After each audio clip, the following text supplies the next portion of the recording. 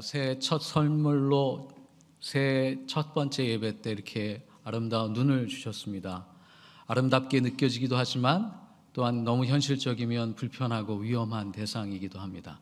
물론 왔다 갔다 하실 때 안전하게 오가시기를 또한 간절히 빌며 이 땅 가운데 눈을 통하여서 새롭게 펼쳐내시는 하나님의 은혜처럼 또한 그 아름다움이 우리 모든 교우들 마음과 영혼 가운데 가득하시기를, 그 충만한 은혜가 눈처럼 덮여주시기를 또한 간절히 소망하는 아침입니다. 현대 심리학 용어 중에 픽세이션이라고 하는 표현이 있습니다. 한국말로 고착 상태라는 표현입니다. 이 개념은 과거에 예전에 나에게 편했지만 부정적으로 작동했던 습관들, 유치한 습관들을 버리지 못하고 계속 유지하고 있는 심리적 안정 상태를 의미합니다. 이 고착 상태에 있는 분들은 변화를 싫어합니다. 무조건 그냥 이유가 없습니다. 변화를 싫어합니다. 변화를 두려워합니다. 변하지 않는 것은 낡아지는 것인데도 불구하고 내 마음의 심리 상태에 안정을 누리고 있기 때문에 변화를 주도하지 않습니다. 근데 여러분 가만히 생각해 보십시오. 변하지 않는 것이 있습니까? 모든 것이 변합니다. 사람은, 인생은 생명이기 때문에 정지 상태에 있지 않습니다. 모든 것은 변합니다. 나 하나 변하지 않는다고 변하지 않는 게 아닙니다. 오히려 하나님이 주신 생명 상태, 창조 질서가 변하고 있는데 나만 변하지 않고 있다면 그것은 어떤 의미에서는 퇴보입니다. 따라서 기독교인이라고 한다면, 역사의 주관자 되신 하나님께서 지금 우리를 이끌어 가신다고 믿는다면 우리는 그 변화를 또한 적극적으로 수용하고 적용할 필요가 있습니다. 제가 이 고착 상태에 빠져서 큰 대가를 치른 적이 있습니다. 한국에서 운전을 하다가 미국에 유학 생활을 갔는데, 한국에서 운전하듯이 그쪽에 가서 운전을 하다가 4년 동안 5개의 트래픽 티켓을 받은 적이 있습니다. 그것도 종류별로 하나씩 다 땄습니다. 스탑 사인, 레드라이트, 카풀, 스피드도 로컬에서 하나 따고 하이웨이에서 따고 유턴도 한번 따고요. 근데 미국 범칙금은요, 한국처럼 그렇게 가볍지 않습니다. 250불에서 400불. 유학생 한 달 생활비가 그 당시에 2,000불 정도 됐으니까 상당히 비싼 대가를 4년 동안 치렀습니다. 이거 티켓을 따면 또 보험료까지 오릅니다. 그런데 저는 그 안타까움과 어려움에도 불구하고 이 운전 습관이 고착되어 있어서 새로운 환경에 적응하지 못하다 보니까 4년 내내 엄청난 대가를 지불할 수밖에 없었죠. 다행스럽게 나이가 조금 들기 시작하면서 적응이 좀 늦어지긴 했지만 많이 얌전해졌습니다. 여러분, 생각의 속도도 중요합니다. 계속 변하는 것과 속도를 맞춰가야지만 우리가 퇴보되지 않는 사회 속에 살고 있는 것이죠. 정지가 아니라, 멈춰 있는 게 아니라 퇴보하고 있습니다. 왜요? 세상은 생명에 의해서 발전하고 진보하고 있기 때문이죠. 고착 상태에 빠져 있는 것은 새로운 세계를 적극적으로 수용하지 못하는 어려움 속에 있습니다. 이게 안타깝게도 생물학적으로도 생명을 유지하고 발전시키지 못하는 상태에 빠지게 되는 거죠. 제가 최근에 연구과제 하나를 받아가지고 AI에 대해서 공부하고 있습니다. 기독교 대학의 교양교육에 대한 연구를 AI 시대에 대해서 같이 연구하고 있는데, 정말 AI를 공부하면 공부할수록 현기증이 날 정도입니다. 엄청나게 빠르게 변화하고 있습니다. 근데 제가 공부할 때마다 깜짝깜짝 놀라는 것 중에 하나는 무엇이냐면, AI가 대체하고 있는 직업군 상위에 뭐가 들어가 있어요? 의학이 들어가 있습니다. 법률가도 들어가 있고 뛰어난 지적 행위를 하고 있는 대다수의 직업군들 들어가 있는데 거기에 늘 빠지지 않는 게 의학입니다. 우리 의료원 차원에서 의학과 교육을 담당하고 있는 우리에게 있어서 이것은 상당한 도전입니다. 이 부분에 대해서 우리는 어떻게 이해하고 수용할지를 고민해야 된다는 거죠. 우리가 궁극적으로 고민하는 것은 영적인 고착 상태입니다. Spiritual fixation이죠.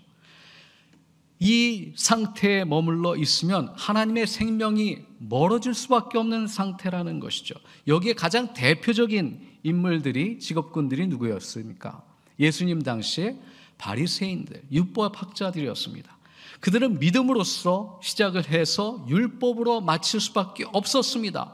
왜 그래요? 처음에는 순수하게 하나님의 은총을 기대하며 살았지만 내 신앙생활 이제는 하나의 규범이 되어서 나의 삶의 율법을 제공하게 되었습니다.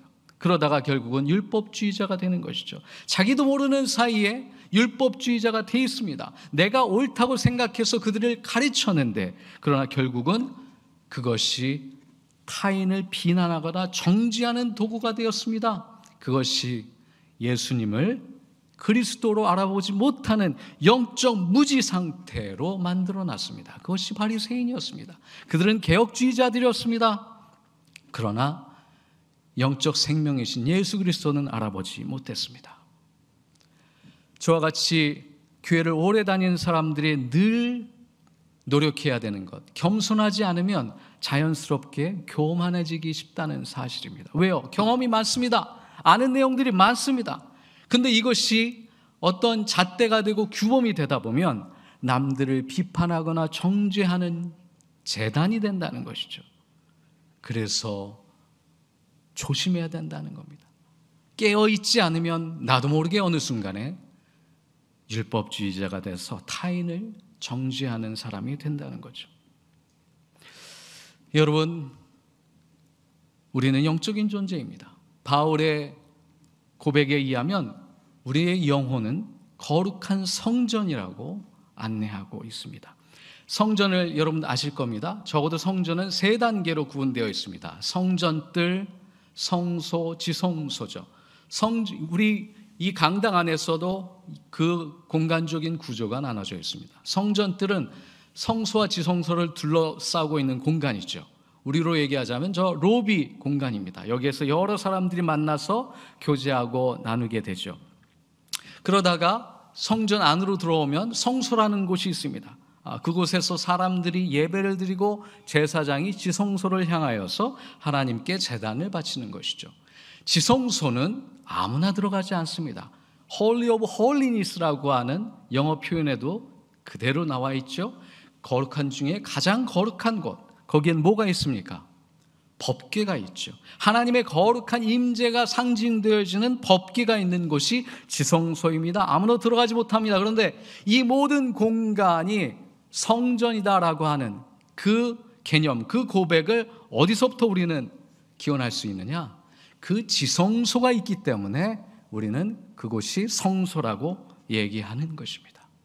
사람이 성전이다, 우리의 사람이 거룩한 성전이다라고 하는 것은 법궤가 성전을 의미하듯 우리가 영적인 존재이기 때문에 우리는 거룩한 사람, 성전이라고 고백할 수 있는 것입니다.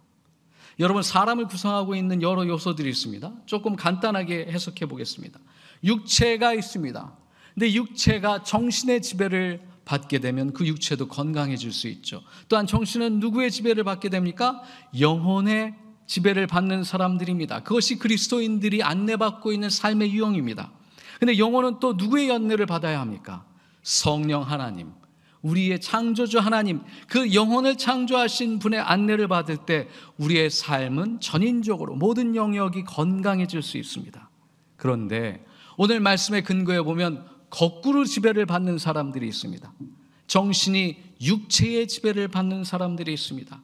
또한 정신이 영혼의 지배를 받지 못하고 육체의 욕망이 영혼을 안내하거나 혹은 영혼이 그 생명력을 잃어버리는 사람들이 있습니다. 그리하여서 그들은 그리스도인이지만 그리스도인처럼 살지 못하는 능력 없는 사람들의 모습을 우리는 오늘 말씀을 통하여서 발견하게 됩니다.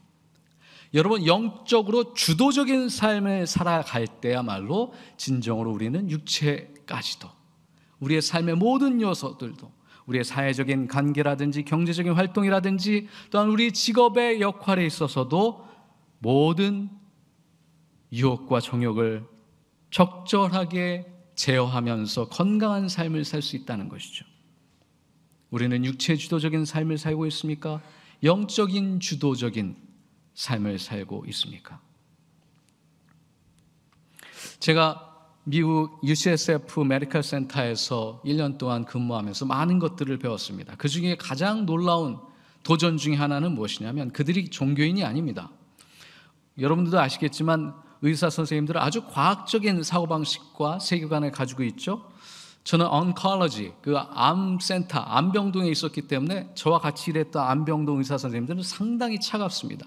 사람을 대할 때 이 사람을 정말 인격적으로 대하는지 의심이 될 때가 많습니다.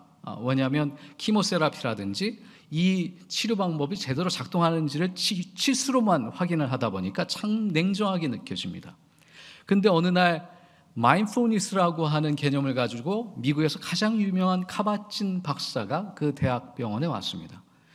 제가 1년 내내 근무하면서 의사를 가장 많이 봤던 공간이 거기였습니다. 한 수백 명에 되는 의사들이 하얀 가운을 입고 그 카바친 박사의 강의를 들으러 왔더라고요. 그 강의의 핵심은 무엇이냐? 당신들이 치료하고 있는, 우리가 하고 있는 이 의법, 의술의 핵심적인 궁극적인 목표가 무엇이냐? 전인적인 치유를 추구해야 될 것 아니냐? 아무리 훌륭한 의술과 훌륭한 치료 방법이 있다 할지라도 인간의 마음과 정신까지도 헤아리지 못한다면 진정한 의미에서의 현대적인 치유와 치료를 인도하지 못한다라고 하는 의미에서 마인드풀니스를 소개한 분이 카바친이죠. 세계적인 분이죠. 제가 그분을 실제로 강의를 들었습니다. 거기에 의사 선생님들이 다 앉아 있더라고요. 그러면서 홀리스틱 힐링을 주창을 합니다. 수많은 사람들을 치료하면서 자신들이 경험적으로 깨닫습니다. 훌륭한 의술이라 할지라도, 인간의 몸의 문제를 해결한다 할지라도 마음과 정신과 관계와 영혼의 문제를 해결하지 못한다면 진정한 의미에서의 사람은 치료되지 못한다는 것을 그들은 알고 있었습니다. 그래서 방법을 찾고 있었죠. 방편을 찾고 있었습니다. 그래서 원목실의 이름도 스피리추얼 케어 디파트먼트예요. 영적 치유의 부서인 것이죠. 그것을 기독교 기관이 아님에도 불구하고 그들은 그렇게 개념화하고 있습니다. 오늘 말씀 너무나도 잘 아는 말씀이시고 또한 교동문을 통하여서 다시 한번 해결 또한 만나는 말씀입니다. 지난날의 생활 방식에 쫓는 옛사람의 모습이 구체적으로 나옵니다. 제가 읽어보니까 적어도 6가지 특징을 가지고 있습니다. 육체에 따라서 쫓아가는 옛사람, 그 옛사람은 첫 번째 허망합니다. 마음이 공허합니다. 왜요? 목적을 상실했거든요. 의미를 잃어버렸습니다. 그러다 보니 허무하고 허무함 가운데 내 삶을 어찌할 바를 알지 못합니다. 방향을 잃어버렸으니 무엇을 해야 될지도 모르겠습니다. 그러니 허무함밖에 남아있지 않죠. 둘째는 무지하다고 했습니다. 이 말은 지성적인 결여, 즉 총명함, 지혜가 없다는 걸 의미합니다. 판단력이 잃어버렸습니다. 이성의 능력마저도 모호해졌습니다. 무엇이 선이고 무엇이 악인지를 분간하지 못하는 상태를 의미합니다. 세 번째는 수치감을 잃어버렸습니다. 내가 하는 행동과 말이 얼마만큼 타인에게 또한 사회적으로 상처를 주는지 알지 못합니다. 마음이 강박해져 있습니다. 고집만 세고 자기 집착에서 헤어나지 못합니다. 오직 자기 연민에 빠져서 이 세상의 가장 큰 피해자는 나라고만 생각을 합니다. 네 번째로는 방탕하게 살아갑니다. 내 인생 나의 것이니까 누가 뭐라 그래도 나는 내 뜻대로 살겠다. 그러다 보니 결국은 방탕한 삶에 구속되어 있습니다. 다섯 번째는 탐욕에 빠졌다고 했습니다. 탐욕을 누리며 라고 성경에 나와 있죠. 자극을 찾다가 결국은 쾌락의 노예가 되어 있습니다. 제가 요즘 젊은 사람들을 볼 때 좋기도 하지만 걱정이 되는 것이 있습니다. 이분들은 선진국에서 태어나서 선진국이 제공하고 있는 수많은 풍요로움을 누리고 있습니다. 그런데 이 작은 쾌락들이 어릴 때부터 충족되다 보니까 그 쾌락이 충족되지 않으면 만족감을 쉽게 얻기 어렵다는 것이죠. 생명을 잉태하기 위해서는 그만한 아픔이 있어야 하는데, 아기가 태어나는데도 그만한 진통이 있는데, 새로운 일을 만들어내는 가정 가운데 그 진통과 괴로움과 고통을 허락하지 않습니다. 회피합니다. 멀어져 갔습니다. 그러면서 그 풍요만을 누리기를 원합니다. 참으로 걱정입니다. 이게 탐욕에 빠져 있는 사람들의 모습이라는 거죠. 여섯 번째는 더러운 일을 한다고 합니다. 영적으로나 도덕적으로 더러운 일을 즐깁니다. 거의 인간으로서는 포기 상태인 것이죠. 인간됨을 포기한 사람들입니다. 결국은 하나님의 사람으로서 성스럽고 존엄한 삶을 포기한 추악한 인간들이 되어갑니다. 오늘 성경 말씀은 분명하게 우리에게 말씀하십니다. 새롭게 시작하기 위하여서 출발점은 어디로부터 시작되어야 하느냐? 마음의 영을 새롭게 하라라고 안내하십니다. 우리의 정신과 우리의 마음, 그 내면에 영이 있습니다. 그 영을 하나님의 거룩한 지성소로 삼고 그 장소를 새롭게 하라라고 초대하고 있습니다. 기독교 역사 2000년 동안 수많은 신학자들과 성인들이 이 인간의 영이 새로워지는 방법을 수없이 얘기하고 있습니다. 그러나 5세기에 얘기했던 그 이론이 지금까지도 적용되고 있는 아주 클래식한 영적인 지혜가 있습니다. 5세기에 수도 디오니시우스라고, 한국말로는 위 디오니시우스라고 하는 성인이 있습니다. 그분은 인간의 영이 새로워지는 세 가지 단계를 이렇게 안내하고 있습니다. 첫 번째는 펄게이션이에요. 펄게이션이라는 것은 정화입니다. 우리가 예배 시간에 참회하면서 우리의 삶을 돌아보는 이유가 여기에 있습니다. 나의 연약함과 나의 어두움과 나의 일그러진 모습을 하나님의 앞에 나아가 있는 그대로 고백할 수 있어야 된다는 것이죠. 그래야 비로소 우리가 갔던 길로부터 돌이킬 수 있다는 것입니다. Purgation, 우리의 삶을 하나님 앞에 정화하지 않고서는 결단코 우리는 새로운 마음의 영을 시작할 수 없다는 겁니다.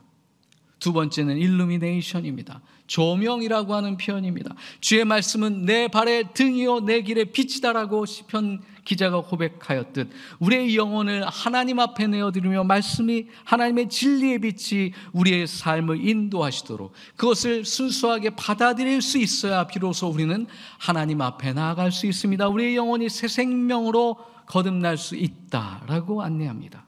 그래야 비로소 우리는 예수님께서 그렇게 말씀하시는 하나님과 하나 되는 길에 들어설 수 있다는 것이죠. 그것이 마지막 단계, 유니언 단계입니다. 그럴 때 우리의 영혼, 우리의 마음이 새로움을 얻을 수 있다는 것이죠. 하나님 안에서의 새로운 영, 새로운 피조물이 될 수 있는 길이 여기에 있다라고 안내하고 있습니다. 여러분, 마음의 영을 새롭게 합시다. 새해가 밝았다고 하여서 숫자 2025가 되었다고 해서 우리의 영혼이 변화되는 것은 아닙니다. 크로노스와 카이로스를 분명하게 구분할 수 있어야겠습니다. 사람은 결코 물질로 달라지지 않습니다. 그리스도인들의 고백은 분명해야 합니다. 사람은 결코 물질의 풍요로움으로 더 풍성해지지 않습니다. 영혼이 변해야 생각이 바뀝니다. 생각이 바뀔 때 인격이 바뀌고 인격이 바뀔 때 인생이 변화됩니다. 이것이 그리스도인의 고백입니다. 영적인 문제가 근본입니다. 거기에 사랑이 있습니다. 하나님의 사랑을 만나야 우리의 인격이 감동됩니다. 유들유들해집니다. 그 딱딱했던 돌과 같은 마음이 스펀지처럼 부드럽고 연약해집니다. 거기에 흙과 같이 씨앗이 떨어질 때 열매를 기대할 수 있습니다. 우리의 마음이 견고하고 딱딱하고 고착되어 있으면 결코 하나님은 우리에게 왔다가 다시 돌아갈 수밖에 없으실 겁니다. 여러분, 소프트한 생각과 삶, 우리의 삶은 생명이고 생명은 부드러우며 그 부드러움과 가능성 속에 하나님의 일이 새로워질 수 있다는 사실, 우리의 영혼이 새로워질 수 있다는 사실을 다시 한번 확인하시는 새해가 되기를 간절히 축원합니다. 1990년 노벨 평화상 후보 중에 엘리나라고 하는 분이 있습니다. 이분의 별명은 노인의 어머니입니다. 왜냐하면 세계적으로 가장 크고 훌륭한 양로원을 만들었기 때문입니다. 많은 사람들에게 깊은 감명을 주었는데 이분의 이야기는 여기서부터 시작합니다. 중국 선교를 하고 싶어서 하나님께 간곡히 부탁을 합니다. 냉전 시대입니다. 70년대, 80년대에 중국으로 보내달라고 기도를 하십니다. 그래서 어렵게 중국에 들어가 선교를 하는데 폐결핵이 걸려서 각혈과 기침 때문에 피를 쏟기 시작을 합니다. 그런데 이분의 기도가 놀랍습니다. 하나님, 내 병을 고쳐주십시오. 왜 내게 이런 질병을 허락하셨습니까? 라고 기도하는 게 아니라, 하나님, 당신은 지금 내게 무엇을 원하십니까? 조용히 겸손한 마음으로 기도를 합니다. 결국 자신이 원하는 길은 아니었지만 생명을 부지하기 위하여 고향 땅에 돌아옵니다. 자신의 소명이 무너지는 것 같았습니다. 고향 땅에 돌아와 보니 보이는 것은 아버지가 남겨놓은 유산, 불모지 땅이었습니다. 근데 그 땅을 개간하여서 농사를 시작하고 거기에서 얻은 곡식으로 중국 선교사들의 선교비를 보내기 시작을 합니다. 그러다가 또 농사를 하다가 손가락 하나가 절단이 됩니다. 하나님, 어찌하여 내게 이런 일을 허락하십니까? 라고 기도하시기보다는, 하나님, 내게 무엇을 원하십니까? 겸손하게 기도했습니다. 그리고 농사를 멈추고 그 땅에다가 양로원을 짓고 노인들을 위로하기 시작했습니다. 이 사역이 미국에 알려지기 시작하면서 성공적으로 확장되어서 세계적으로 유명한 양로원을 만들게 되었고 노인의 어머니라고 하는 칭호를 받게 되었습니다. 그는 결단코 자신의 삶의 환경에 탓하지 않았습니다. 원망하지도 않았습니다. 주님, 제게 지금 무엇을 원하십니까? 라고 기도하며 그에게 주어진 삶을 새롭게 시작하기를 원했습니다. 여러분, 이 기도가 우리의 영혼을 새롭게 하기를 간절히 축원합니다. 주신 말씀 생각하며 잠시 거듭의 기도를 드립니다.